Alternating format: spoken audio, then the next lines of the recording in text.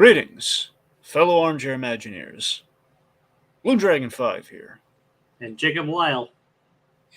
And Rohith Dhar with the appropriate profile pic for this episode. Ladies and gentlemen. Should I show it? Yeah, I might as well go on. Keep in mind, this is my usual one. This is because I'm subbing. There. See? Yeah. Anyway. Ladies and gentlemen, as we find ourselves in the midst of Disney's big venture into the world of streaming, having started a war in the process, we thought it'd be nice to stay up to date on the ever-growing catalog and rule on what's a must or a bust on Disney+. And tonight, we bring you She-Hulk Attorney at Law, Episode 8, Ribbit and Ribbit. Yeah, so, gentlemen, the moment finally is upon us! Yes.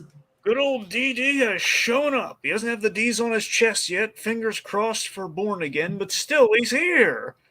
He's in the classic yellow.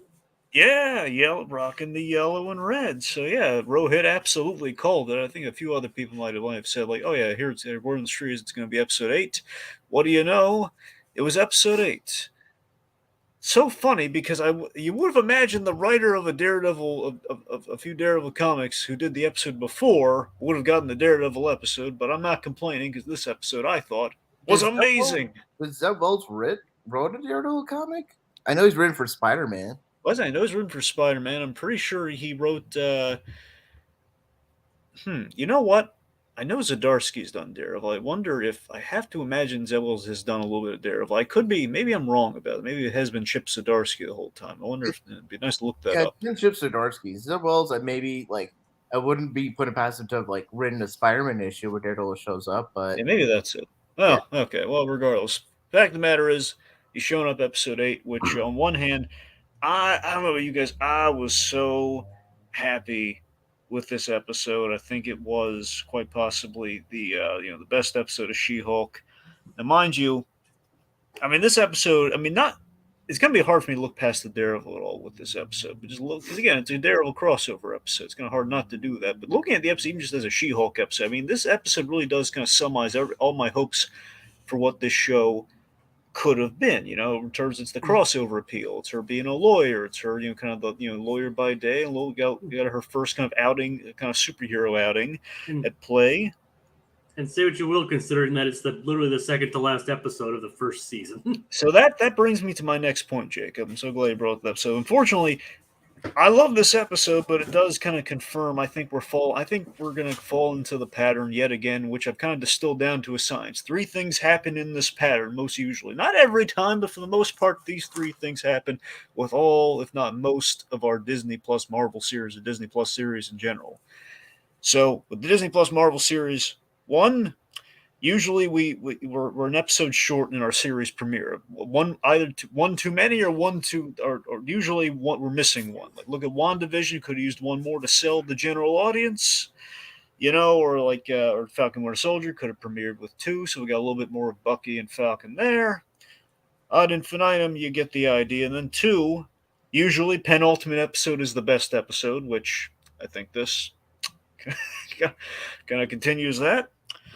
You look at that. You look at Loki. You look at WandaVision. Usually, penultimates are kind of the standouts. Then, of course, the unfortunate part of the pattern. Thirdly, the finales are usually mixed because we kind of peaked in the penultimate. It's like, yeah, we get everything so right and we're so hyped. We go into the last one, and then something iffy happens. Which it's a good episode, but. ... something's holding it back one way or another, whether it's usually a pacing thing, could be like we made a weird choice, could be, well, this is great, but now the things that led us there maybe kind of didn't pay off the way we hoped it would. So those are kind of so I feel we've yet again stepped into the pattern. But just all that aside, I think we had just a great episode with She-Hulk. Probably should have been a little bit more like consistently, maybe. I do think we started She-Hulk strong. I think we just had bumps kind of like after we kind of threw out, hey, Daredevil's on his way. But this episode I think really did it for me. It's kind of everything I hoped the show would be. But I've done too much talking. Rohit, how do you feel about the show in general? Because we've been building to you, buddy. And how do you feel about this episode? Well, I'll say this. As of right now, depending upon how the landing sticks, I think, in my honest opinion, this is my third favorite Disney Plus Marvel show. It is a lot of fun.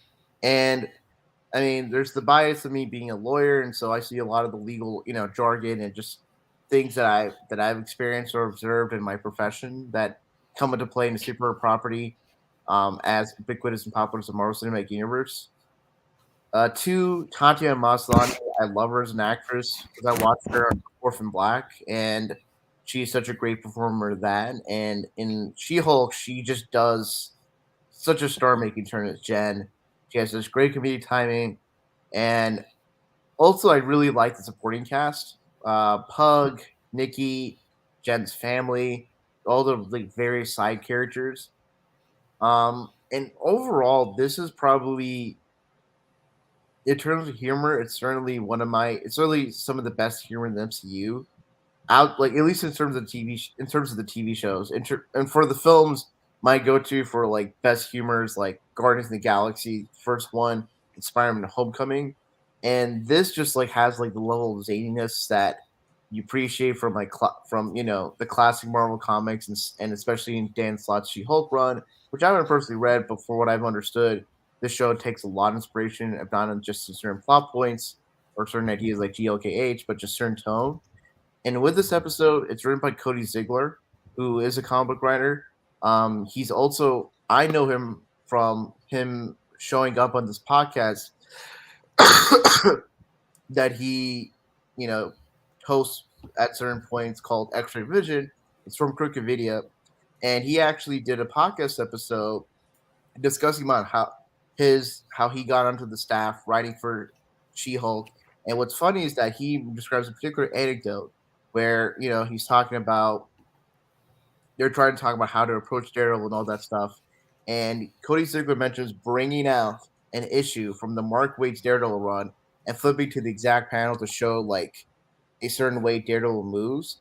And the writing staff was like, okay, Cody, you're just like too like nerd. You're obviously like a huge fan. You're really nerdy.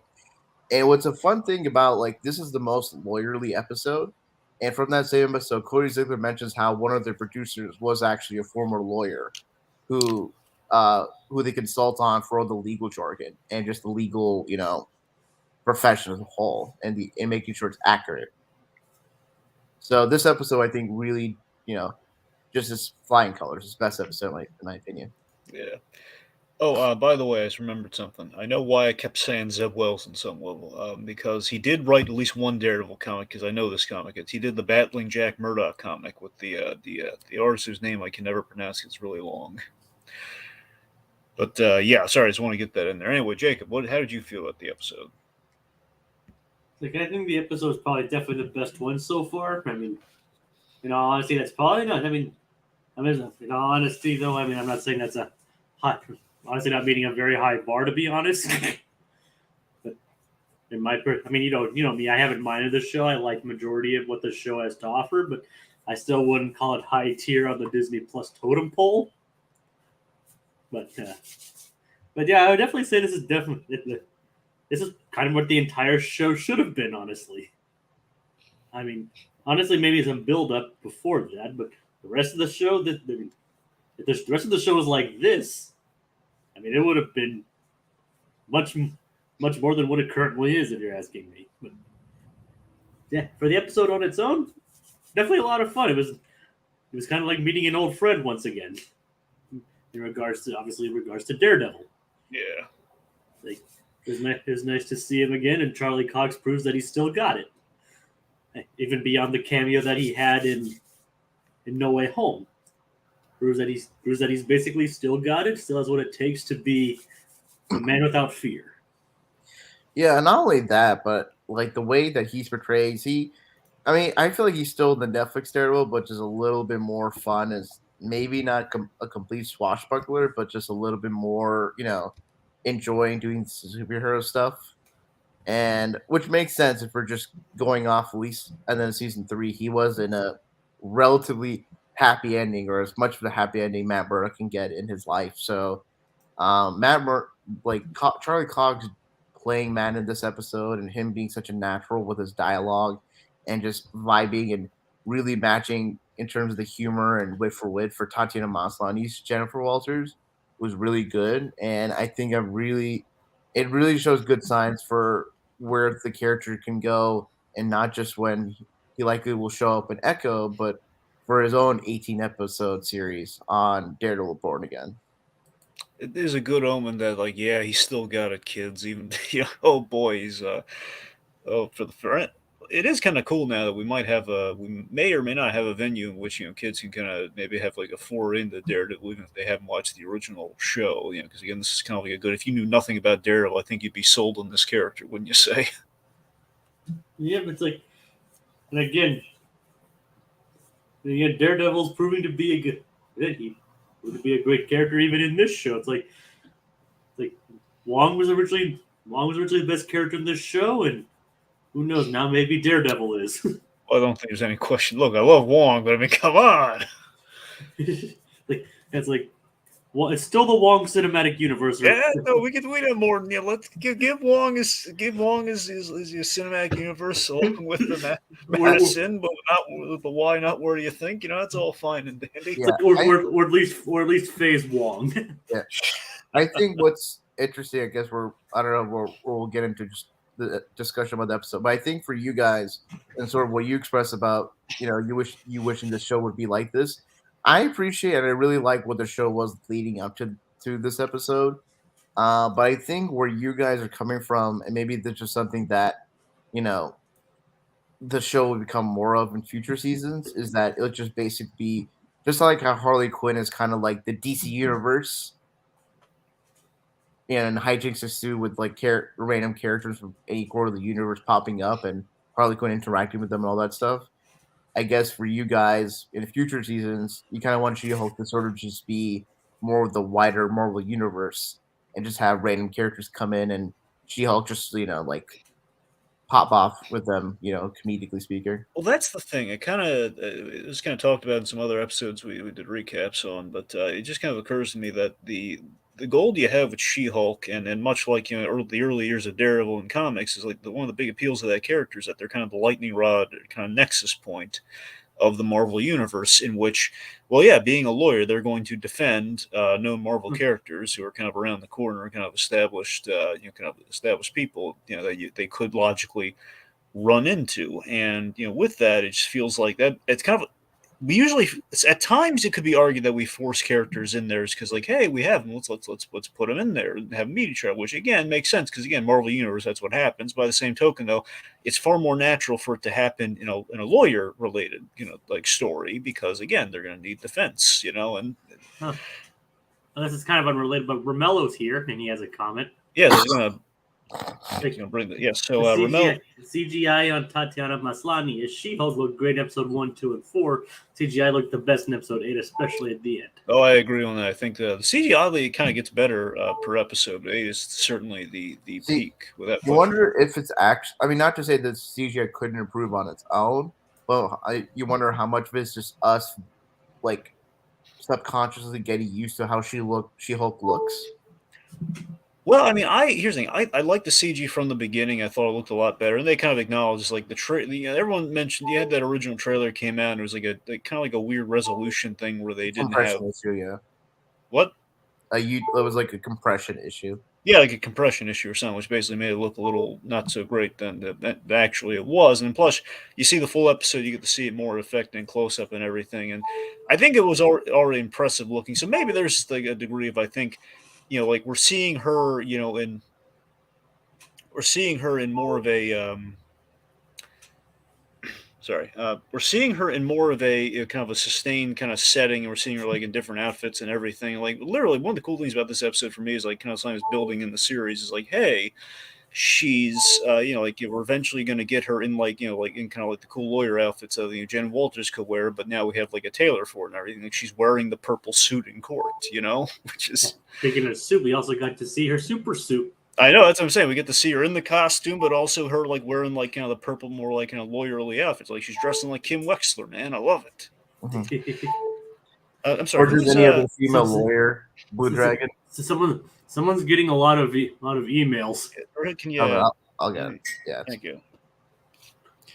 Now, so I want to mention the two Remember Rohiths. something else. I think Kevin Feige said that Daredevil Born Again is supposed to be season one of soft reboot, not continue off of Netflix Well, Daredevil. Okay, season. okay, hold on. We should. I was going to bring this up later, but we might as well just kind of get it out of the way now. Let's talk about kind of the continuity thing with Daredevil and what we've kind of know at this point based on this episode. Okay. He did say that he's been doing this for a while. I know that's the thing. So just going off of what we know, what is said in the episodes, what we actually can tell at this point, nothing. Basically, everything still connects with Daredevil, the end of Daredevil season 3, because he said we have a practice, implying it's most likely again. I could be Nelson Murdoch and Page, or just Nelson and Murdoch for all we know. But one way, and he is time has passed. He's kind of he's kind of processed a little bit of grief and everything. He's kind of making a little bit of a transition. I don't know. Everything's still in line, and logically, he's in a new costume. We're not saying why, but I think if you want to connect the dots, it's like, hey, last time he was in the all red suit, he was a mass murderer, thanks to Bullseye. Or it's probably just the thing where Melvin Potter is just not in the costume designing business anymore. Well, he's in prison. I mean, maybe like he's still in prison, or maybe even if he got out of prison, he probably just decided to not make costumes anymore or do something else. Well, either way, that's fine. I'm just still saying, I think there's like a practical thing of like, hey, Daredevil has the last time that red suit, I think just as a character thing is remembered. See, I don't want to get into a whole Daredevil discussion here, but again, we're going to be talking about Daredevil, so it's kind of relevant. So it's just the fact that the last time season 3 was very much thematically about like his hesitancy to put on that costume again, and kind of like these feelings associated with that costume, and kind of the arcs that he's gone through between seasons 2 and Defenders and all that sort of stuff. And the fact that Bullseye did not sweeten things, and was kind of him kind of fighting against that. So I don't think he's putting on the red suit again for a reason. And this Born Again show will probably ideally. I don't know if it's going to be at the very beginning or what, but at some point we're going to put him in the red suit, but kind of alter it and give it like finally give him the DDs on the chest. How do you feel if it's instead the suit from the Charles Soule run or the Shadowland, where it's all black with the red DDs? I mean, I that's the thing. We're going by that logic of like the all red suit, unless there's an arc about him reclaiming that like image and redeeming that image like with the DDs or whatever. I just don't think like you would go with the all red at that like at Born Again. Maybe like. Well, I think if he puts on the black, I mean, it still look. I know the whole black and red Daredevil suit. It does look cool, but it's just still not the same as the red. If I had to pick, and more for kind of the classic kind of version of it. Regardless, it does feel like he's kind of. It feels like he's kind of letting. He's kind of feels like he's going back into the darkness, and he's kind of letting Bullseye win. In the sense they should be reclaiming the costume, sort of thing. Like, and plus, I mean, he's already thinking about this from a practical standpoint. He's wearing red and yellow. Why go all the way to black? Why not just like ditch the yellow and stick with the red? I'm saying if he's getting like kind of gripes about like the yellow and red combination from She-Hulk, it's like, well, let's just make the simple alteration, but also let's kind of dress up a little with this, like a symbol to kind of make it more of a heroic thing than like a Bullseye thing. Yeah. Now again, all that he referencing Bullseye and everything. Again, there's. And speaking of colors, they didn't do the joke you were thinking about with the whole. It's like you're yellow. You're wearing yellow. Wait, this thing is yellow. I know. Look, I knew they were never going to do that. I'm sure. Look, if you want, I'm sure there's like some sort of logic of like he could tell like a color dye or something. I don't know. I mean, there were several jokes about him being blind.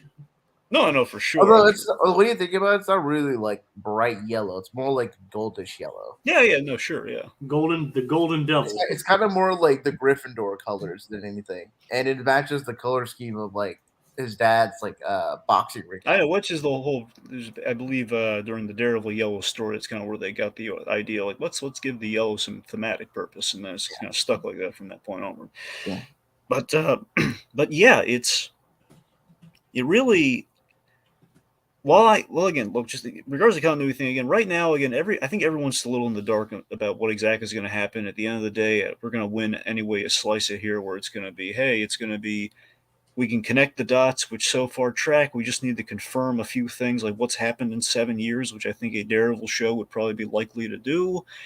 Or worst case, it'll just be like probably the most practical, easy, kind of wash their hands clean and kind of like do their own version, which is like, hey, let's salvage all the really cool stuff people love from Daredevil, give them the things that we always built to, but we were never able to get to in the Daredevil show, and we're just going to give them that from the start, and just it'll be like kind of like a kind of a fresh take that'll still like have all kind of a lot of the pieces that worked from the original. We can do our own thing with it, but probably like I imagine a recasting of characters mainly like Bullseye if we do him again, because that actor's busy.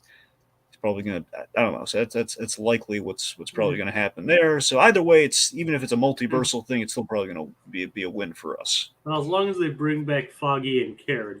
That's the thing. Like, it sounds right now like Deborah Ann Wool said she wants to come back, and it sounds like none of the actors have really been doing other things. Rosario Dawson even wants to come back, and it just. Eldon Henson. I don't know if you guys are watching like the Mighty Ducks game shooter show, but he showed up in the first season, showed up in the first episode of the second season. So, and it's a Disney Plus show, so I think Eldon Henson is definitely the game and approachable by Disney to return for. It depends on schedules and location too. Oh yeah, but also think about this. Because most likely Mighty Ducks and Marvel stuff don't film in the same area. Here's the thing. Deborah Ann Wool very recently, she said Marvel hasn't contacted you yet, but who can put any stock in that these days? Actors might not be able to say one way or another. And again, she said her. Yes. Even Tatiana was like she hadn't been contacted by Marvel after she had been announced to be playing She-Hulk. Yes. Yes, exactly. With that point, so again, it's most likely we're going to get him back. Bare minimum, we got to get Foggy. At the bare minimum, okay, I think we're going to get Foggy in there if, like, for some reason Karen isn't there, but it'd be shocking if we didn't bring him back, given that everyone wants to participate, and we're bringing back people anyway. Whereas we're going to get John Bernthal back as the Punisher. That one's a little like less certain than those two, but it could happen. Yeah, because the thing is, John Bernthal is like a working film, like movie and TV actor, so like. It might be just a scheduling thing. It's also a thing of like you don't necessarily need to be cool to have the Punisher. We don't need him as much as we need Foggy and Karen. True. Maybe they'll get him back for the actual series. So my point is, so far we haven't said one way or another. Still, like where we are, I think perfect world. We're just going to say the series happened. We're just going to roll with it, and but still just play the story in like angles we haven't played before. I think that'll be the best kind of like mixing of everything. We have to keep in mind this is Daredevil, not counting the appearance in No Way Home. This is his first full-on appearance in the MCU, like his first like Daredevil, because we haven't seen obviously Matt Murdock in No Way Home, but this is Daredevil's first appearance in the official MCU post Netflix. Yes, Which I think the big headline here is at least they're playing him like everything you loved in the Netflix Daredevils, which is great. Which is more acrobatics. Yeah, that's the thing. So speaking of that, let's transition to, okay, so we have the aspects that, again, some aspects that we were never able to see with the Netflix Daredevil we are able to do here, which again is really cool. So one, obviously we'd already talked about the costume. Two, the acrobatics, which look great. Which yes, it's a little CG, but it's cool though. It's like it's the things they could physically never do with a man. Like how can we add like a little extra spoke to the wheel of Daredevil? He's always been acrobatic, but how can we show it in like a kind of like an off the Marvel comics, like him jumping off rooftops in a way we've never seen before? We did it, and it was amazing. And thirdly, we got Leapfrog. We got to talk about Leapfrog. So, yeah, Jacob, why don't you start us off with Leapfrog? We see him trying to talk to Jen about what happened. It's like how he was this badass guard frog. Yeah, so I'll tell you. When in reality, he's just this like poser who's just delusions of grandeur. So I'll tell you what's really cool about Leapfrog. They combined. I thought this was so great in the writing. I love everything about it. I love the writing of this episode. I love how this whole sequence is laid out. Like he's telling her this story in which he's trying to make himself sound cooler than he is, and obviously he's failing miserably. But seriously, there's the fact that Leapfrog is kind of a legacy character, if you can believe that, as lame as that character is. The idea is there's a father-son thing. The father was a villain called Leapfrog, who was a Daredevil villain, and then his son became a good guy called Frogman. So what they've done so cleverly is we've kind of mixed the two. So he is essentially a failed hero who becomes a bad guy, but really kind of a harmless bad. He's more incompetent than he is incompetent in throwing cash around than he is like super villainous. But again, so appropriately, he's got a really cool looking costume, which looks like the best, most realistic version of Leapfrog brought to life, and that's the thing. We found a way to do one of the two most ridiculous Daredevil villains ever created and actually have it make sense. And I'm so head over heels for it. I love it. So what you're saying, Blue Dragon, is that season 2 She-Hulk will have Stiltman show up, and that's when Daredevil will come back? Either that or put Stiltman in Born Again. I want it. I want the opening. Like, imagine if the opening of Born Again is like, okay, we're going to go to maybe a bit of a darker place of Bullseye in that season. I'm just throwing it out there.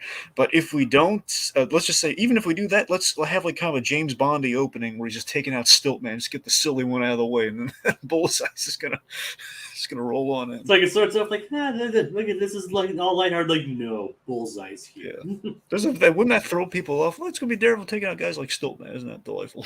And then, boom. Yeah. And then people are getting headshot right and left. Yeah, but seriously, it's just this is the fact that, again, it's the guy who fundamentally, in comparison to Daredevil, I love there is a comparison with Daredevil. This guy's trying to do what Daredevil does, but so unsuccessfully because he's not doing it for the right reasons, and he's very overprivileged and he's throwing money at everything. So this guy is and trying to manipulate the legal system to his whims, essentially, here, because he's an idiot who screw up. He's trying to do one of those, like, McDonald's, like, hot coffee lawsuits, essentially. Well, I know it's not the same thing. I'm just saying it's like... Yeah, and the hot coffee was like, they actually did overheat the coffee in that I know situation. yeah, okay, fine. It was a bad comparison, but I thought it was the most kind of easy to kind of like... Anyway. Well, it's more like the guy who tried to sue the bank for more money than what's available on the entire planet. Okay. I mean, seriously, look that up. There was a guy who's like sued the Bank of America for basically more money than what's currently available on planet Earth. I mean, I'm not making that up. Okay. No, but I will say for the beginning of this episode, I really appreciate sort of just that the costume it's ridiculousness, but it's also well designed. I think someone made comparisons like, oh, this looked kind of like a Power Ranger outfit. And you sort of see that, especially when the helmet's closed. Also, I don't know if you guys didn't notice this yourselves. I noticed it from, this was pointed out to me in the breakdowns that YouTubers do for this episode. Yeah, the circle guys. Yeah, someone mentioned that when Leapfrog's rockets go out, the sound effect that comes out is like the same sound that the Millennium Falcon makes when it, Oh, yeah, you're right. It does make that sound, yeah. Also, I love the okay. I mean, I love that again. It looks cool, and then I believe Luke Jacobson could create something like this because it does look like this is the best version of this cheesy costume you could have. So only Luke Jacobson could make a costume that would actually practically work, unless you put the wrong rocket fuel in there. I love when the episode transitions to Eugene Patillo talking to Jen. Oh, another thing I wanted to add. I don't know if y'all noticed this or saw this when YouTubers break down prior episodes. He actually has appeared in a prior episode of She-Hulk before this one. So was he just in the building when she was going around there? He's the guy that has his, I think, dry cleaner, or I think his suit, and he's walking out of the building when She-Hulk and when Nikki brings She-Hulk in to meet Luke Jacobson for the first time. Oh, that's great. Oh, I didn't notice that. That's awesome. Yeah. Cool. And what I really love, and this is coming from me as a lawyer, it's like when Eugene's talking to Jen or She-Hulk, and it's like, oh, can I recover my money back and mental suffering? And it's like pain and suffering money. Yeah, and it's just like, okay, this is the guy who is Google lawyer. He just looked up terms of what a person can recover from a product liability action, and just said those words just to seem smart. but he's just definitely a rich kid that throws money around. Exactly, and of course, I love the fundamentally what he wants to do. Really, I think what he's really going for is just he wants a fix on the suit because he's stupid. He doesn't get like maybe you shouldn't do this. Like you're like trying like you're kicking guys stealing a TV, and then you tried to rock it away. You know, you're not ready to go fight anyone in a hallway, man. Or let alone fight in a parking lot. I know that's what I'm saying. There aren't even any walls here. What are you gonna do? Imagine if these guys had guns. He probably should have asked for shields. Maybe like like how like the lily pads that frogs. Oh yeah, and he could have had a lily pad shield, like and it'd be a knockoff cap. Oh, that's funny. Love it. So let's see. So of course, I love that. Here's what I'm saying, man. Just the writing is so on point with everything I've ever wanted for this show. In which it's She-Hulk with Jessica Jones luck here, where it's like she said, "Hey, you have to take this case, which happens to be against your tailor, who makes all your cool outfits, let alone the outfit you're going to need to receive your big gala lawyer award." And when she signs a conflict of interest, it's like Holloway's like, "Oh, he'll sign a conflict waiver," and it's like, I would just love Jen to point out, it's like in a meta way, it's like why. Like this, the fact that it's happened twice, where a client has to sign a conflict waiver for me to represent them. It's not a pattern, but it's weird. Like that Phineas and Ferb, Doofenshmirtz comment, where it's just like, two is not a lot, but it's the exact quote is like, basically the exact quote is this: like, if I had a nickel for every time I was doomed by a puppet, I'd have 2 nickels. It isn't a lot, but weird that happened twice, right? Yeah, exactly. Gotta love Doofenshmirtz. Okay, real quick, Sonia Pentonja in the comments. Hey guys, it's me, Sonia Pentonja. And sorry, you guys, that I'm late for the live stream because I'm drawing my Disney Hocus Pocus coloring book. Oh, cool. But yep, if you need any quotes from Phineas and Ferb, I'm your guy. Yep.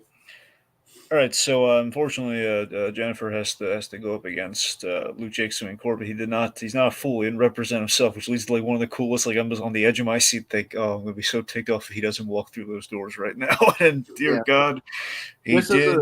Just as like a sidebar, no pun intended. That's an absolute pun intended. Who are you trying to kid? That for lawyers, like as far as I know, as far as we know, like Matt is only licensed to practice law in the state of New York.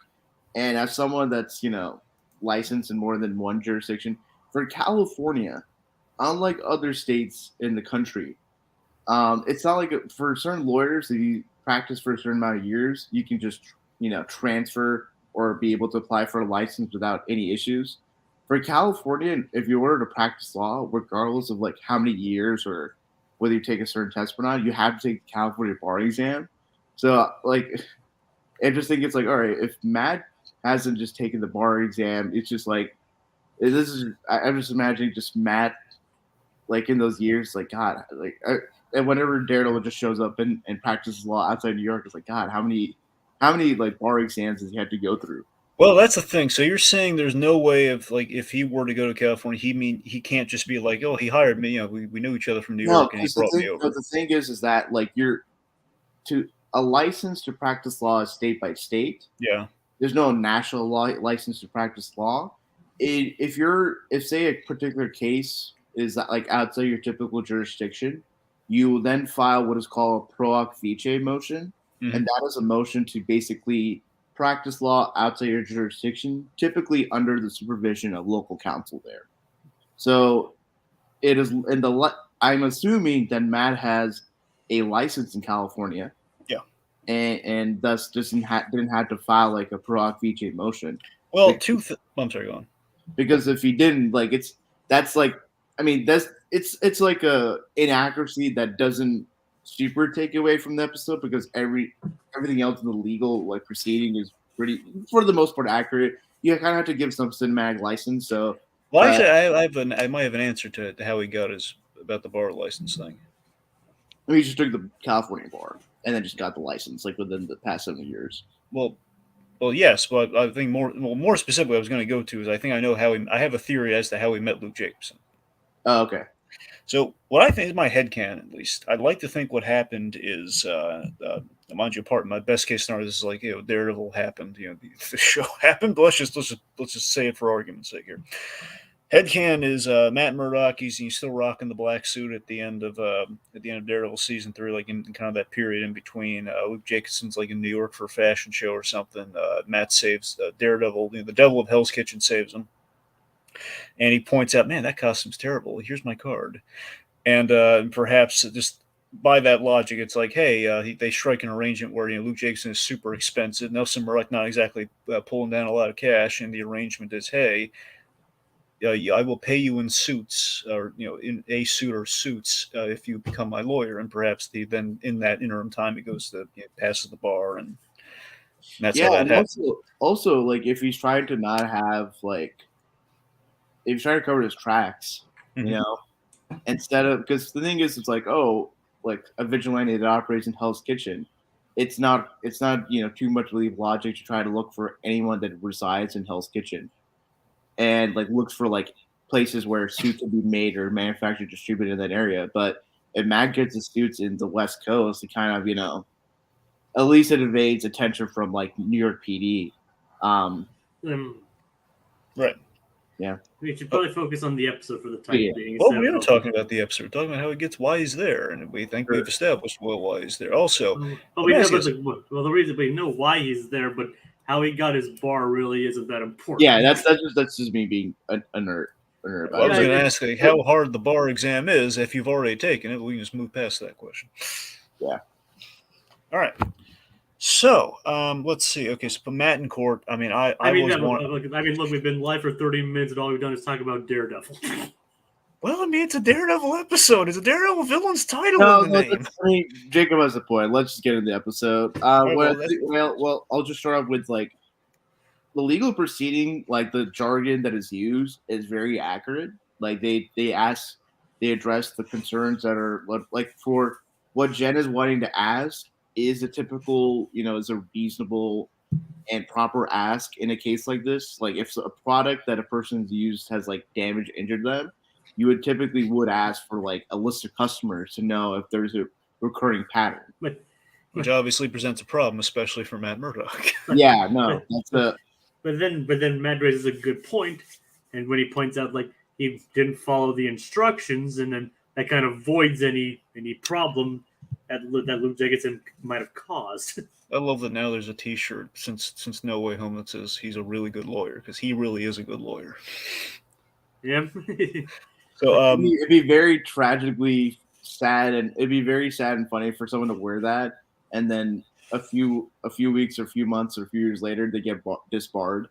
Yeah, that would be. It's like he's a very good lawyer. He was a very good lawyer.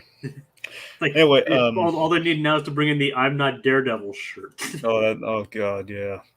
At some point, if he gets outed I don't want it to happen for a long while, mind you, but if that does eventually happen in the future, we could, if he gets outed, and they could just wear that shirt, and we actually play with what if he was just really reluctant with the whole Iron Man thing? What if he was like the one person, no, I'm not Daredevil, I'm a blind man, how can I be Daredevil? Well, then again, it's like, maybe someone tricks him into wearing that shirt because he's blind. I'm sorry. Anyway, I'm sorry, blind listeners, if there's any blind listeners listening. There actually could be. So, I messed up. I apologize for that. I mean, I could imagine the "I'm not Daredevil" shirt to pop up just on its own, like where maybe someone's trying to find out who Daredevil is, and then maybe Matt tries to reveal himself, but someone else like stands up, and then a bunch of people stand up, like the "I am Spartacus" moment. Yeah, it becomes like a movement. Yeah, I'm not Daredevil. I just looked it up. Some people have actually made "I'm not Daredevil" shirts. Yeah, I know. Yeah, you've never seen these before? Not in reality. Yeah, I know. They made them they made them all the time. They're big around Christmas. Be a good ugly sweater. No, that's the thing, because it started off as an ugly sweater, so that's where they started making them. It'd be cool if there was a version of that sweater that's in Braille. I've seen some Braille Daredevil shirts. I mean, they might. Well, Braille wouldn't really work on a shirt. Well, no, it's just the gag of like, hey, if you want, what does that mean? Well, it's Braille. Oh, cool. It's like a conversation piece shirt. You know how like people just get like Chinese tattoos thinking it means something, but it means something else differently. It's like soup or something. Yeah, just imagine just someone prints like a shirt in Braille, and it's like, oh, it means this, like something poetic, and then it actually means something different. Yeah, it means idiot who bought this shirt.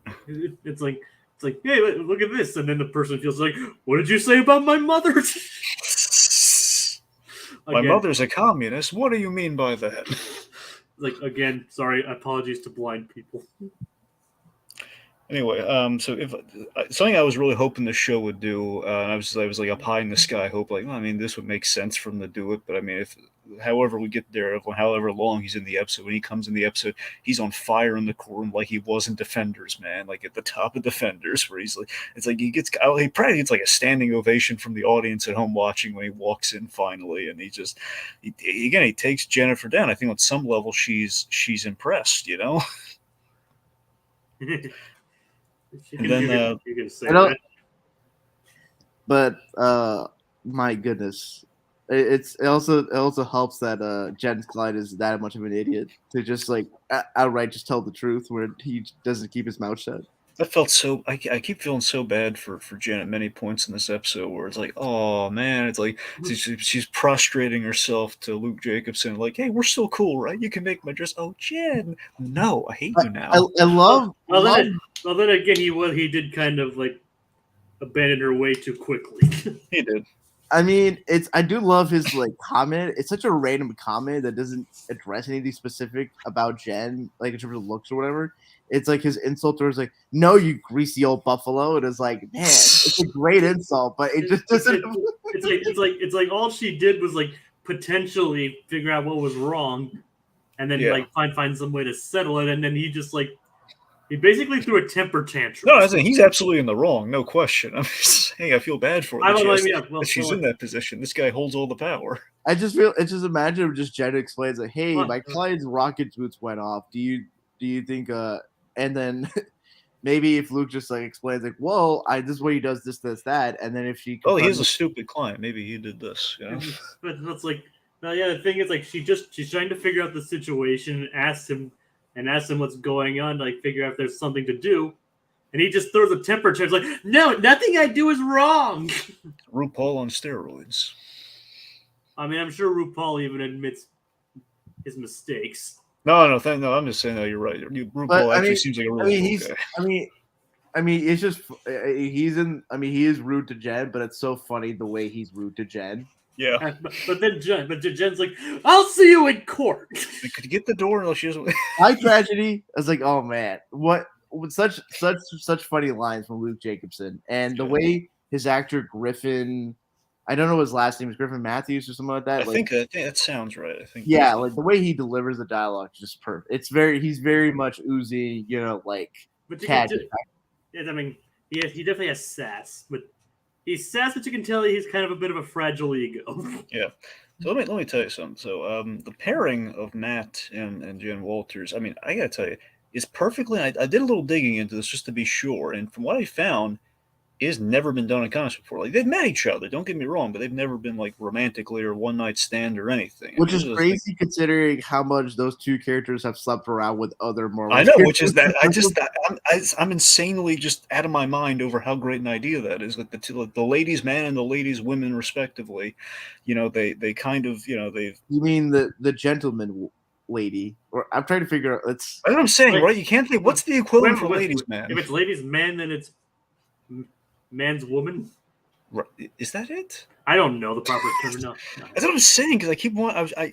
Or like the eligible bachelor and the eligible bachelorette. Yeah, that's probably a better way to go about it. I find Marvel, the MCU's most eligible bachelor and bachelorettes. But then Daredevil just walks home in the daylight in costume. Does the walk of shame. Yeah. Yeah, that was like the one. Speaking of, well, let's try to keep it chronological as possible. Well, that's the thing. I just want to just talk about in general, like, with the bar scene and stuff. Like, in general, I think the pairing of them, I shipped this like crazily, man, because once it was like occurred to me, like, oh yeah, these two would be quite the pair, especially given the fact they're both, you know, very into the dating scene. You know, they're breaking these two are heartbreakers, man. Matt Murdock is a good Catholic boy. He is. For better or worse. But he's got charm. He's got a devilish smile. Matt Murdock. I mean, Charlie Cox is a very the way Charlie Cox plays Matt Murdock in the Netflix series, he knows how to charm the pants off. Like he He turns me sometimes. Like my God. I mean, yeah, I can't fight it either, man. He's so darn charming. I love seeing he's radiating charm. Well, remember, Charlie Cox in real life is British. Well, that helps too. But even the fact he doesn't even have the British thing going for him here. I mean, technically, Matt Murdock's not British, but I know. But considering Charlie Cox is, he definitely knows how to lay on the charm. Yeah, he has the Irish charm. Yeah. That's how again the same thing with his father. You kind of saw a little bit of that at play with him and Maggie. But I tell you, man, I love the fact that Jen. We kind of built this up, and this kind of necessitates something kind of nice with She-Hulk. That again, She-Hulk, she kind of has a lot of the one night stands that usually don't go well, or she has a lot of terrible dates, as we saw in this show. She's striking out left and right with guys until like the perfect guy on this planet for her, Matt Murdock. He's charming, and importantly, he supports both Jen and She-Hulk. Man, I love that. I think those cute thing that he did is he sent her. He consummates his intimacy. He becomes intimate with Jen and not She-Hulk. Yeah, which was good. Mm-hmm. Anyways, point. I love the green. I love how he sent her the green apple teeny. I thought that was so cute. Sent her a green drink. Anyways, and I love the jokes that they make. And it's like the Matt's like, you're making fun of blind man's clothing? It's like, am I wearing pants? Yeah. I'm wearing pants, right? God, oh my God, I love Charlie Cox so much. He's so wonderful. So again, this episode is just like a happy, warm hug of Daredevil nostalgia for me. Yeah. I gotta be honest. It's only been 4 years, but I'm still feeling it. You know what I kind of wish this episode had? I kind of wish like the supporting cast got to interact with Matt Murdock and or Daredevil. We'll love to see especially Nikki or Pug interact with Matt, and just seeing him flirt with Jen. Let me ask you this. Would you want to see She-Hulk pop up as a guest star in Born Again? More so Jen, because I feel at some point we got to bring her to New York, right? Yeah, I kind of want to see Tatiana just play just regular Jen, because they might want to conserve the CGI and just be a little bit more practical. Yeah. And furthermore, I think with Tatiana's Jennifer Walters, I think she could do a more dramatic performance or play on Jennifer Walters in Daredevil Born Again. Yeah. Not to say that I don't like her comedy. She's great comedy in her comedic performance, but in Orphan Black, Tatiana Maslany knows how to really get a lot of dramatic ethos and pathos from some of the characters she plays. So I think she can definitely mine that in a more darker, more grounded show like Daredevil Born Again. Oh, absolutely. I mean, I'm loving the range. I mean, I keep. Here's the thing: despite her being hilarious and charming in her own right, I love I empathize so much with this character and her low points, and the fact she's kind of put in these positions. Oh, poor Jen. I mean, obviously she doesn't get much sympathy with that one kind of tiff she had with the Hulk in the first episode. Pretty much after that, though, it's I'm feeling for her she's stuck taking the Blonsky case. I think she's just a flawed character, and I think part of this show is just her coming to terms with her flaws. Yeah. But I think just how if we're invested in flawed characters like Tony Stark, I think She-Hulk, as flawed as Jen is as the person, she still has a level of likability and relatability that endears to the character, whether dramatic moments and or comedic moments. Okay, let's talk about Todd. All right.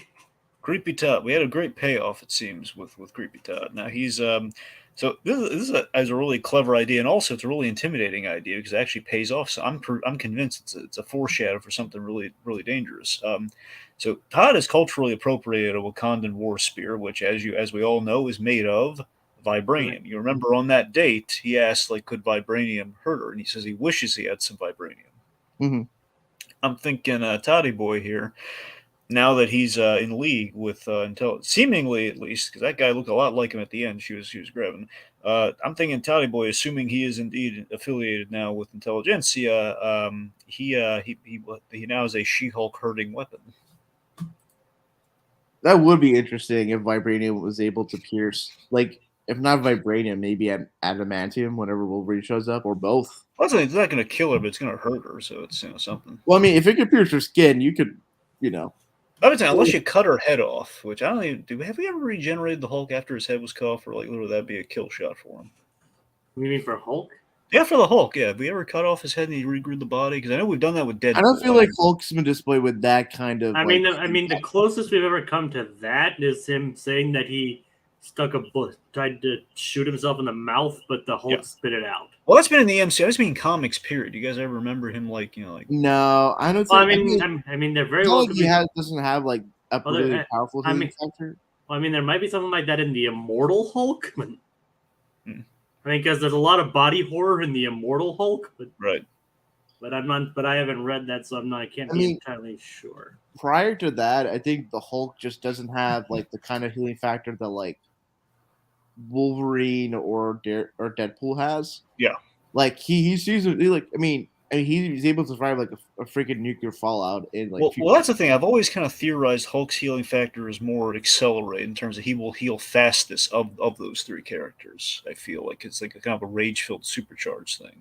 I mean, I think he's just more invulnerable than anything. That the few times he does get hit, I mean, he may heal, but it probably doesn't like heal like immediately or right away as say Wolverine or Deadpool does. But maybe that's because I've seen him get shot, and I always imagined it was like he healed super fast, and we just didn't see it. But no, it's probably invulnerability more than it is that. So yeah. Anyway, point being, Vibranium might do some damage. At the very least, I mean, if anything's going to do damage, and we don't have adamantium on the table yet, Vibranium probably going to do the trick. So now here's a question though with Todd: do you think he was in league with Intelligentsia from the start? Or do you think after she snubbed him here, after she like dumped the wine and everything, and kind of like spurned his advances? I could see an argument for both, but in light of how the Intelligentsia is modeled off of certain websites or forums that appeal to sort of the worst impulses of young angry men. Yep. I wouldn't put it past angry people, not just men, honestly. Well, I mean, sure, but yeah. Sure. I was saying that I think a lot of the guys who probably like Todd, I mean, for example, probably anyone who spurned She-Hulk said no to me, probably. I could imagine him, like specifically with how their certain posts of like how to kill She-Hulk and all that stuff. Mm-hmm. I could see it where he specifically went out of his way to target She-Hulk when she put up her profile. Like there's probably I spotted She-Hulk on so and so store or corner. Just like how certain there's certain celebrities that like have web pages and forums dedicated to like spotting them or locating them. Like somewhere in LA or whatnot. So I think there is a possibility that Todd has been involved with intelligence from the start, and it's kind of just been like secretly, observing Jen and going on his way to like ensnare her in this like web. Yeah. So, regardless, Todd's bad news one way or another here. I'm sure that's going to come back. I'm saying it's like introducing Chekhov's gun, man. Like there's a vibranium spear around right now, and seemingly Todd Chekhov's spear. Yes, Chekhov's spear. Like chuck that Chekhov spear, man. So let's see. So I love when Todd does the Wakanda Forever. She-Hulk's immediate response is like, "I feel really uncomfortable right now." God, I love this. Love her just pushing the table against him and then leaving and saying, "I'm going to bill you for this hour." Yeah, that guy was a prick. Yeah. I still think she should have gave that filmmaker like a few more minutes back during that dating montage. Like the filmmaker seemed like okay. I don't know. It definitely just seems like the most like. I'm not saying it would have gone. I'm saying just give him a few minutes. It would be hilarious for him to show up for like. Maybe he retains She-Hulk as a client because he produced a documentary or film and he's being sued for defamation. That would be funny.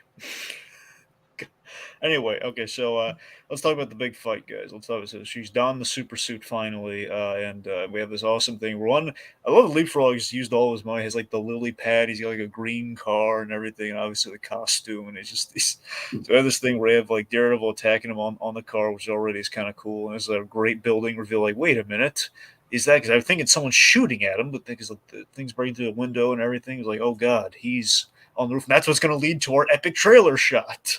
She stops him, and we do the leap and reveal. And I got to tell you, man, as much as I love the big, there's like this huge fanboy chills moment later on where he says like he says that his name's Daredevil. And we played the Daredevil theme, Mhm. you know, the and it's. I just love that. I've seen the reaction of these people are like losing their crap over, like myself. Like, oh, I wish the Daredevil theme did play when they did the paint-up reveal. you know what's funny though? I agree with you. By the same token, though, it's just really cool that I don't know. It's kind of a great kind of like new theme for him, possibly at least for the interim, just like before we get to a Born Again thing. It's kind of funny with him like on top of the car for Leapfrog as he's going through the parking lot.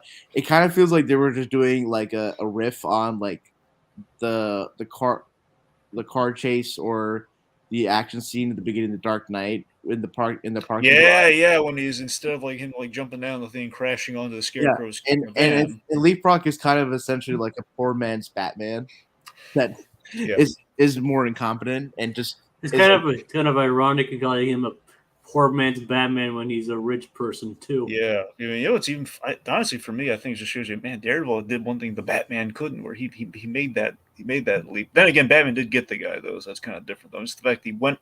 I love with all the new acrobatic stuff we're doing with Daredevil.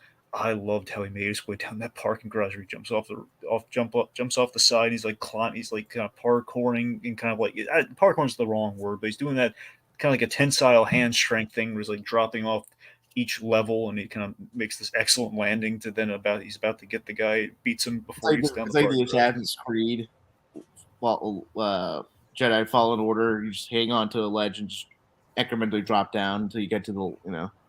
Yeah. So I gotta tell you, man, this is like the thing I've always wondered, like, man, if Daredevil ever did fight Luke Cage, it would be something kind of like this, where I just love the fact that it's like this fight went exactly as it should have, and I was so darn happy because, you know, obviously I don't need my superheroes to fight each other, but when it happens in a logical way, like, you know, before they kind of establish things, it didn't go on like forever or anything. It wasn't like I will get you next time or anything. It was just like he's just leaping around her. He's not really fighting her. He's just she's not landing a single punch. But of course, the one move she can do that would logically hurt Daredevil, she has the Hulk clap, which we established way back in episode 1. Makes sense. It's awesome. I was surprised how durable Daredevil was when like that thunderclap just pushed him against the car. Yeah, I was like, no. Imagine the fan reaction if like Daredevil died when he hit the car. Oh god, that would have even the Kingpin thing all over again for people like, no, guys, he's okay. No. And like instead of Matt Murdock coming back to life by like the hand or something, you get like the Mike in Murdock. The comics is the Roy O'Connor, the vampire who becomes Daredevil. God, that whole thing. Either that or you would have had like the Mike Murdock thing happen. Where it's just Matt Murdock's like just identical twin brother, same personality, same everything. But he doesn't know any martial arts or acrobatics. God, you know they actually. I've not been keeping up with like the very recent Daryl stuff, but I did read the story they did. I believe I think they call it Devil's Reign. You know, the one where it's like Kingpin running for mayor and everything, and well, not running for the point in Kingpin. Kingpin basically, declaring war on heroes in New York and that whole thing. Yeah, martial law while he was mayor. It was like this big like 6-part story, and they had the whole Mike Murdock. So like Kingpin had another son, and then you have Mike Murdock. So they kind of had those elements at play since I believe either Zdarsky or Charles Soule introduced those elements towards the end of Charles Soule's run. Charles Soule introduces, I think, Mike Murdock because like one of the Inhumans reader, like if he writes something down. Or if someone writes something down and he reads it, like he reads it into existence. Mm-hmm. I guess someone wrote Mike Murdock and he just read it into existence, and Mike Murdock just exists. Yeah. Comics for you. Anyway, sorry, refocusing. So, here's like a cool comics reference that fits into our episode. So the whole idea that Leapfrog, the reason Daryl was chasing down Leapfrog, was he kidnapped Lou Jackson. Now, apparently in the comics, I don't know if it's like the first interaction or whatnot, but way back in the day, Leapfrog, one of his early villain ventures was he kidnapped Matt Murdock. And of course, the idea was like, oh, Matt Murdock can't reveal who he is, but he's been kidnapped. Mm-hmm. So this is kind of like a fun reworking of that idea. Like, okay, so Daryl's involved in the story, involves kidnapping of his client. So it's kind of a legal setting. That's kind of neat. Mm-hmm. I love when they're on the rooftop. Matt explains the difference between goons and henchmen. I love that's what I'm saying. The dialogue is like this. This is actual conversation. I believe Daredevil have here, and the whole henchmen believe in something, goons are dime a dozen. And of course, him putting the moves on her with the heartbeat thing. I love that's and his also move. like the green light. It was very like Netflix Defenders, like how I they know. that. Yeah, it was great. Oh man, I love everything about that. That was of course, him doing that heartbeat move, man. Matt Murdock, the heartbreaker. And she's going for it. And of course, the homage to the hallway fight was really cute. Yeah, it's the fact like, hey, Daredevil's going to take out these goons, and of course, we've seen Daredevil take out goons in a hallway. It's just, he can do it in his sleep, and he's getting ready to take out Morgan's, and She-Hulk smash. It was cool. Yeah, so obviously, of course, Leapfrog through his own idiocy. I wonder if Luke Jameson just intentionally did not do the boots to hope he would kill himself. I wonder if that's. Or if that's what Leapfrog's undoing was. He, like an idiot, he jumped. A lot of people jumping out windows in this show. Yeah, it is kind of funny if you mention it. Between him and Mr. Immortal, and there might have been another one. It was hilarious if Daredevil escaped or left the scene by jumping through a window. Yeah, only he could actually strike the landing, though. But yes. So, I like that there's kind of this runner with She-Hulk, and that she just kind of skips or takes the dinner to go. It's like, let's take those fries to go. Let's just skip past dinner. Hey, he's gonna leave the next day, so let's not try to delay it any further. Yes, the walk of shame. So I was a little iffy on this, but I kind of grew on the rewatch to accept it because he doesn't have his lawyer suit on, so he can't really change into anything else. And it's not New York. It's not like he's going to be here regularly where you have to worry about a lot of suspicion. And it's L.A. where a lot of crazy stuff happens, and things are going good for him. But like it's been a good. That was a really great I night. feel like the radio videotaped it. Maybe like people think like I can imagine a certain number of comments like, "Oh, it's probably just a guy that like dressed up in a Daredevil outfit for like a kinky role play." Yeah, exactly. Right? Yeah. It's like, geez, he has yellow on it. What a knockoff. Yeah. What do you think? And were you put off by the whole? Or is anyone here? Put off I was kind of confused about the whole scene because typically the whole walk of shame thing is like whenever someone had a night out and the next morning, it's uncomfortable for women to wear long like high heels for long periods of time. Basically, why would he be carrying the shoes if he's a guy? I mean, it could be the thing that like his shoes aren't really comfortable to wear for long periods of time. Mm-hmm. So I can definitely buy to a certain extent that like it being comfortable walking back, and also like it wasn't really a walk of shame or a walk of pride. It's just kind of whistling, walking down the road with the lady on the opposite side with our dog. Right. Well, I mean, the shame being like he can't just walk as Matt Murdock. He's got to walk in the costume. That's kind of the shame of just like it happened. Basically, it wasn't exactly like the whole wine, dine, and dating, like kind of an in control situation. I guess I assume that's kind of the. But you're right. I think honestly we did the shoe thing just for the gag. That's pretty much why it's there. Yeah. But seriously, I gotta tell you, man, like seeing those two crazy kids get together, I thought it's kind of elate the heart. Like, oh, and as you said earlier, Rohith, against the fact that he was with Jennifer Walters instead of She-Hulk, and the fact it was done very tastefully. And it's fitting that they like hooked up the way they did because as someone, the Ponderer, who I'm also subscribed to, made this really. Good I know the Ponderer, yeah. Yeah, he made this good point when breaking down this episode was that. There's a similarity between the She-Hulk show and Daredevil, not just because the main characters are lawyers, but both shows have a very adult, unpretentious. Just the way they approach sex is kind of just how regular network shows that have main adult characters approach sex. It's like there's casual dating, people hook up. And it's not like big thing. It's just sort of a natural part of like being a single person in their mid to late 20s all the way to like mid to late 30s. And so Yeah. the way that like Jen and Matt kind of like interacted, flirted, and consummated their like interest into one another was very like mature, but not on like the R-rated mature, but very like, oh, this is how two adults would actually, And we know she had a good time because those sensitives. I'm sure they came in came to a handy. satisfying conclusion. Yeah, that's exactly. I love that. That's what I'm saying. I thought this was so like tasteful and sweet the way we did it, but also like just a hint of naughty. It was nice. No, it's props to Cody Ziegler for writing this episode the way he did. Yeah, he did an excellent job with this. Yeah, Man, I no, love to know more about this and guy. I'm really glad that the staff writers, the way he described like his involvement, because he's done he's written comics before, and I think when he's brought in, like Jessica Gao had did an interview for that same podcast where she talked about how like half the room is like huge comic book nerds, MCU fans, all that, and half the staff isn't. They're more just like people that have experience writing sitcoms, and so she appreciated the sort of good balance where it's not too inside baseball, but it's not just like generic, just regular sitcom moments. It was kind of at least as she strived to be to balance of the two. And I think this episode, like Cody Ziegler, like him being a comic writer, him being like the fact that he pulled out a random issue from Mark Waid's Daredevil run to point to like a specific panel for like dialogue or to show how Matt moves, like clearly shows he loves the character and also did justice for She-Hulk as well.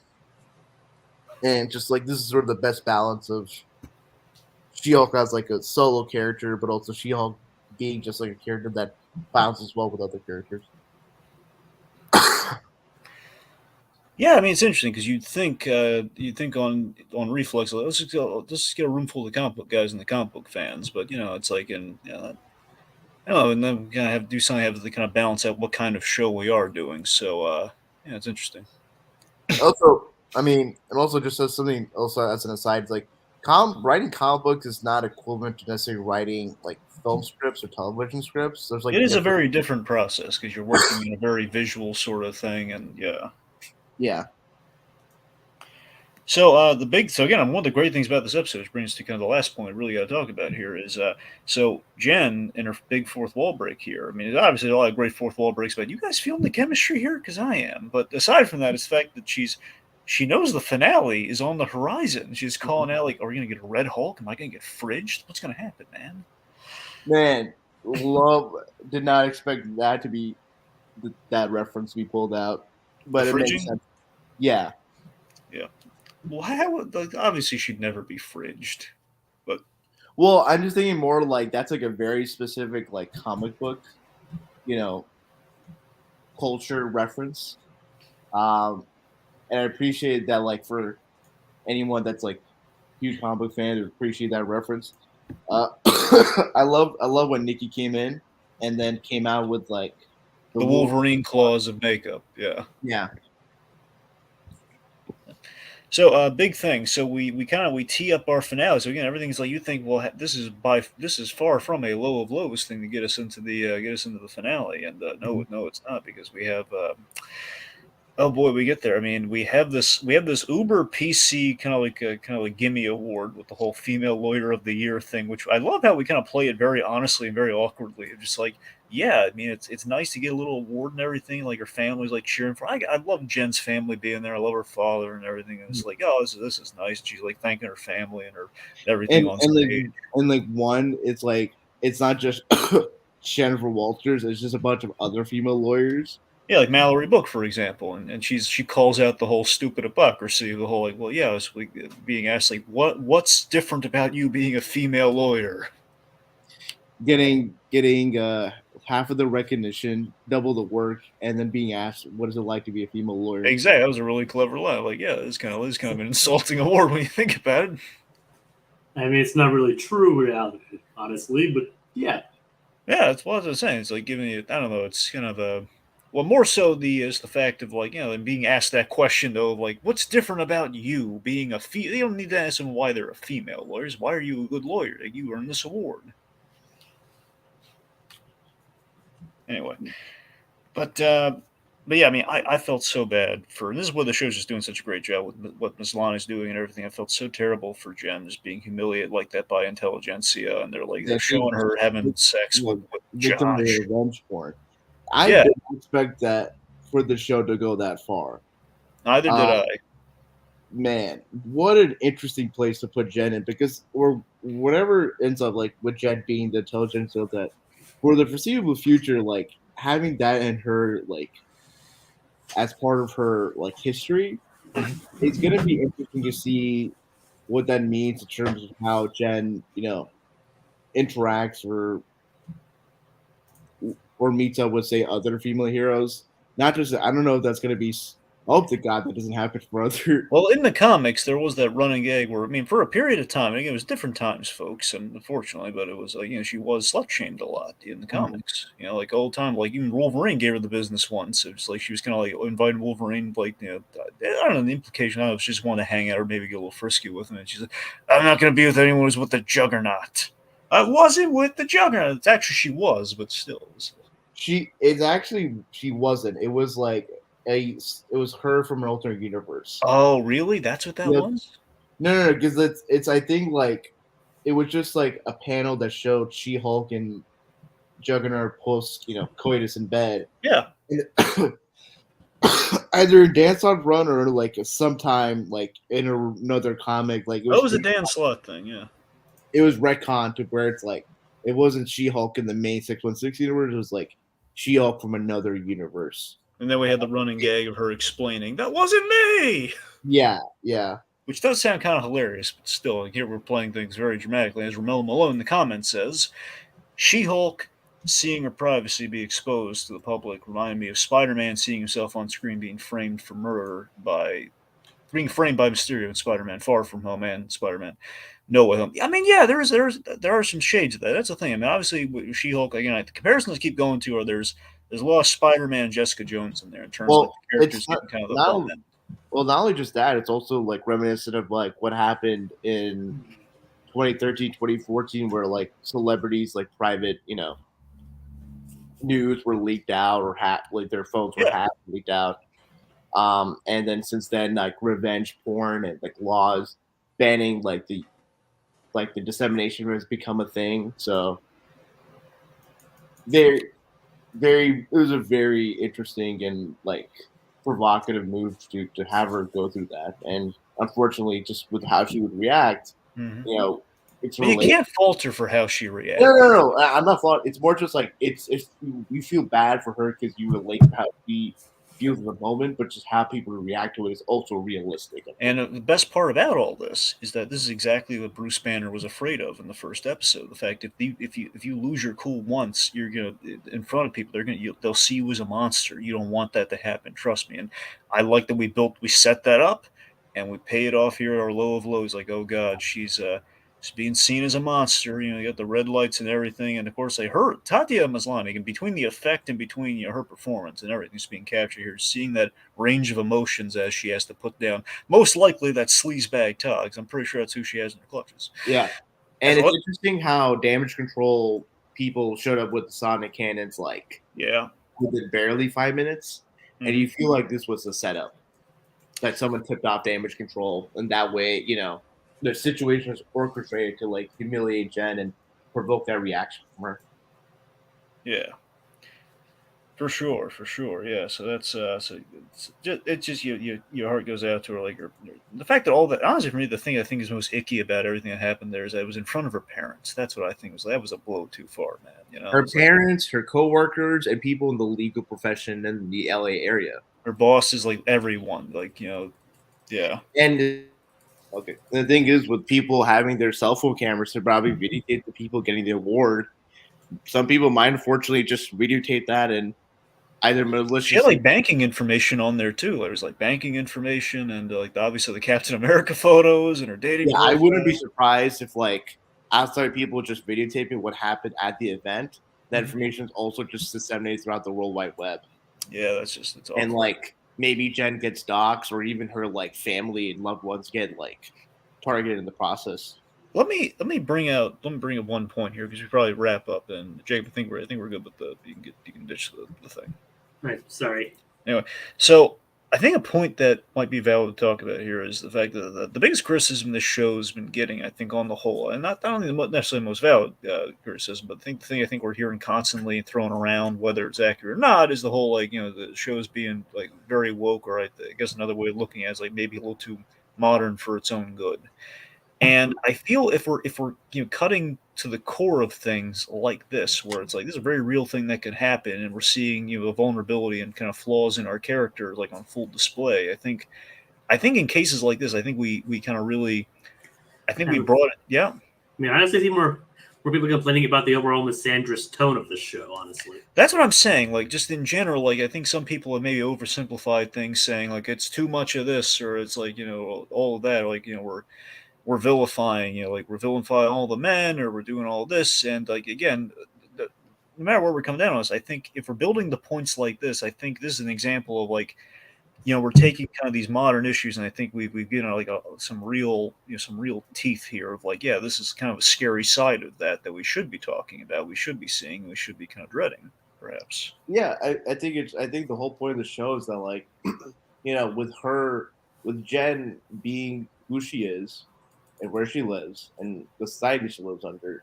like she's facing these issues that unfortunately get magnified with her getting powers. And you know like with the whole people's like, oh, like all guys part of the bus, like there's like plenty of good guys that just if not just outright appreciate love Jen, can respect her boundaries and just don't. And I feel there's a point to be made about, for Jen, her anger comes from just people, and a lot of that being men, just not respecting her boundaries, taking advantage of her, and belittling her if she just puts up and just says no to like what they want out of her. And with the intelligentsia and with like the whole king, like they're all just trying to basically burn Jen at the stake because she had the nerve of just being her own woman and wanting to choose her own path. And it's like, oh, she's a slut for like sleeping around, and it's like she didn't do anything beyond just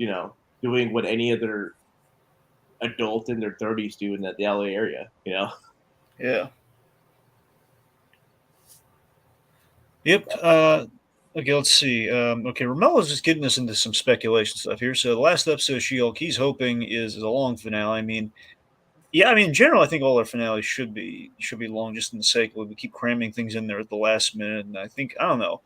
She-Hulk's pacing is kind of an interesting case in which, again, we kind of have like the half-hour format, which I mean, so far, I think has been, with the exception of our choice in episodes for 6 and 7, in terms of like going back to back with kind of like what we did with those episodes. Not that they were bad things necessarily in the episodes, but I think our pacing was off. And I think it disrupted the flow of a season. I think it was building towards stuff in the front end, and then I think kind of our back half was like, I mean, I think we're building a really interesting stuff, but then we're just kind of taking a break to basically reaffirm like, and Jen's going through a trend, is kind of figuring herself out for 2 episodes in a row. I don't know, but regardless, the fact that this again, I hope it's gonna bring things home in the last episode. I really am, but we have this pattern that's been going on where it's like we're gonna have an iffy finale, and honestly, it might just be a case of no matter what, maybe it's all the finales are kind of doomed to some extent because everyone's going to have like a built-up anticipation or a built-up hype of like,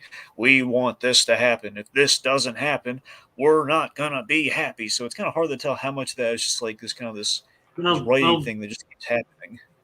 It's like, we know regardless what happens, the writers are going to attack the fan base either way. So that's the thing. Either way, it's going to be. I think it's probably going to be iffy yet again whether that's actually do the writing or let's just do like the public response and expectations.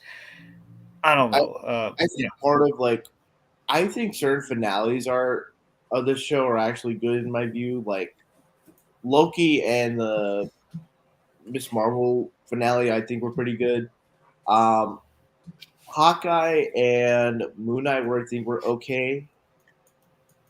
And less so with Falcon Winter Soldier. The finale was well, you know what? Honestly, with all of those, I don't think necessarily our finales have been bad. I think people are oversimplifying it too. Yes, there are things that don't work in these. That doesn't mean they're bad. I mean, it just means that I think part of it is that like for the MCU, for Marvel Studios, they really nailed down the formula of like the 3-act structure. I still think WandaVision is the best overall with how they handled that.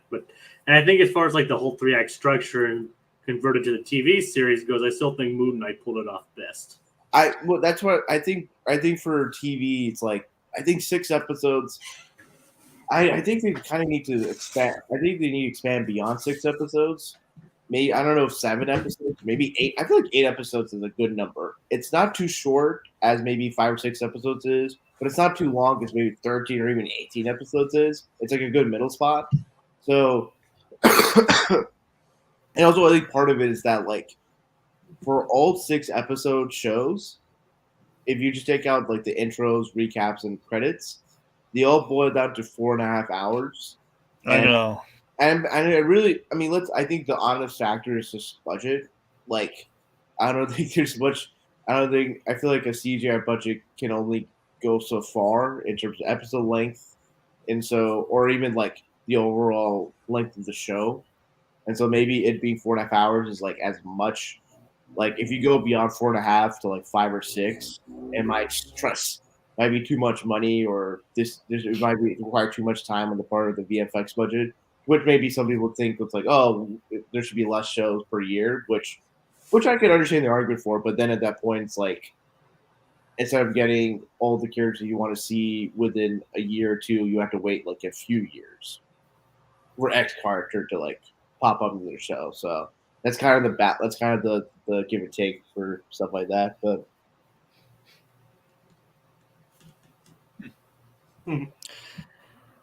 Okay, let's see. Romello.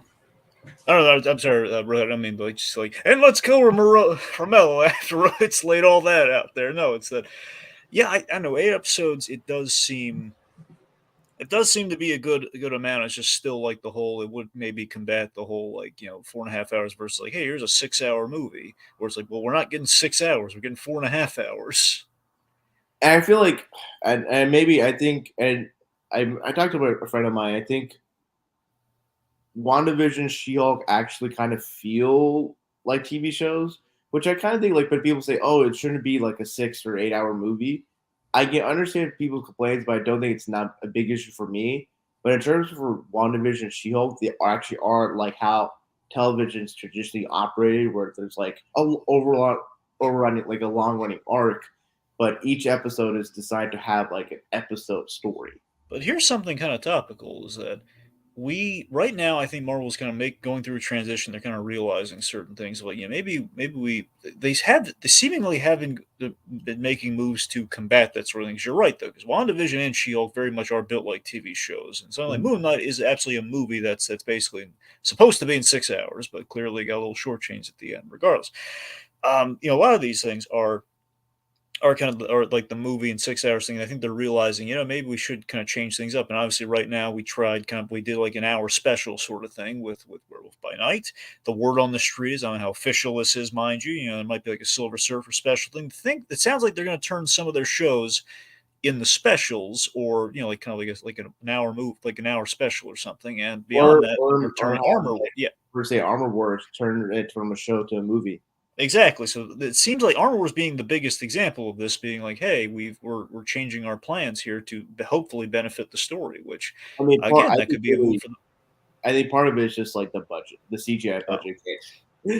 Like all the people in the armored suits, it's probably too much that a Disney Plus show budget could handle. And so, do you think that's purely like an after effect of the whole, like, man, publicly we've been really kind of shamed over how we've treated our VFX guys? We should. I mean, it becoming a movie doesn't affect like the strain that VFX artists.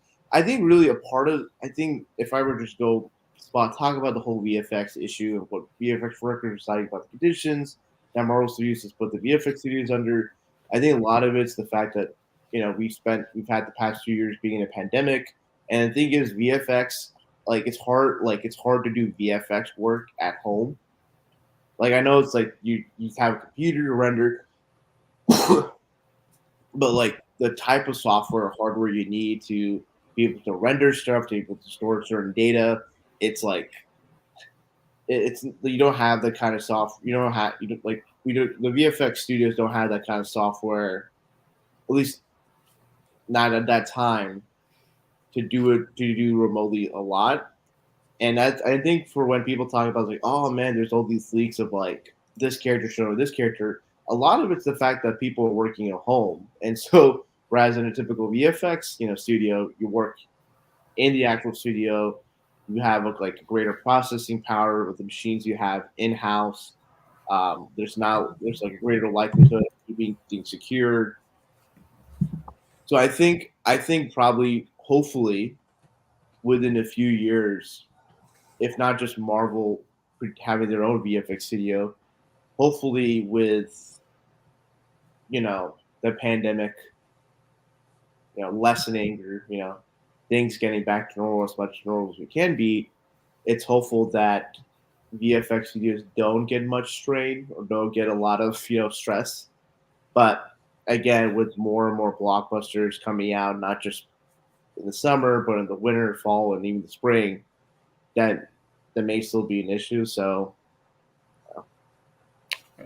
So, real quick, just to wrap things up, Romello says, "I hope Ruffalo appears in in next week's episode, and we see regular Hulk back in the MCU." Yeah, a lot of people are clamoring for regular Hulk. I mean, that would be interesting. I think if we're going to do regular Hulk, it's going to be in the Deadpool 3. Honestly, if we're going to do that, then again, we did have to set up like something happened in on Sakaar off screen, so I'm not sure. Not sure what's going to happen in between things there, but one thing we do have that kind of homage that we saw in the marketing to the Incredible Hulk TV show, where we're going to have like regular Bruce Banner, like doing the doing the scene with her. So I don't know.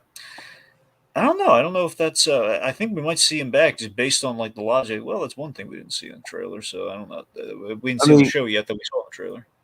it could be a thing that just cut out of the final production. I mean, true. Yeah. But it feels like a really. I mean, if you're going to cut out a scene, so you're going to cut out the Incredible Hulk scene, really? Like the scene, like the opening, like that sounds like a really like. Maybe that's a scene you see as like a post-credit scene. That's a good point. Yeah, maybe. So, but yeah. So yeah, what do you? Let's see. Marvel Studios should remaster the Marvel movies Phase 2 through 4 to fix the VFX. I think Phase 2's effects looks good. I don't think there's anything wrong there.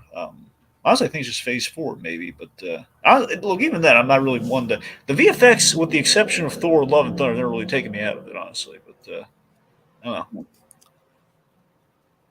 Well, actually, let me rephrase that. I mean, I should say, I don't know if he means like just the color thing counts as the color thing probably does count as VFX thing. So, okay, maybe maybe we could touch up some things. Let's not dwell on that right I will say the trailers for Black Panther: Wakanda Forever, the VFX looks really good. Oh, it does, yeah. And I wonder if part of it's just like the cinematographer. I wonder how a lot of the people's like VFX issue is less to do with the VFX itself and more of just like how things are shot and lit. And maybe it's really the individual cinematographer and filmmaker, combination that can maybe not know how to shoot around those effects or shoot them in the best light possible. Well, look, I'd love to discuss, the VFX thing a little bit more, but unfortunately, we really should wrap up Sure, yeah. the shows here. But yeah, so folks, we're looking forward to the finale of Shield Night Law next week. We're probably gonna have another special guest on, so we may or may not be kind of upping our. Assuming we get that guest, we may be kind of upping our timetable. So we might expect us a little earlier that week, like a little more closer after the final episode hits. I won't say anything concretely, but just be on the lookout for us. It's gonna be a lot of fun. Again, talking the last episode. Again, a lot of hype here, a lot of hopes. I mean, the leader, for example. I mean, let's bring that guy in. I mean, he's going to be in Captain America: New World Order. We might as well see him in the Hulk-related thing. And of course, I think we all had a lot of fun here talking about Daredevil. I want to thank some of our lovely commenters like Romello Malone, Sonia Pintonja, and of course our very special guest Rohith Dhar, our legal counsel. Woo!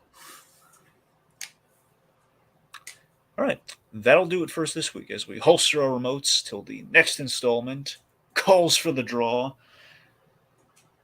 Mano a mano, just Plus and Us. Ribbit and Rip It! Ribbit and Rip It!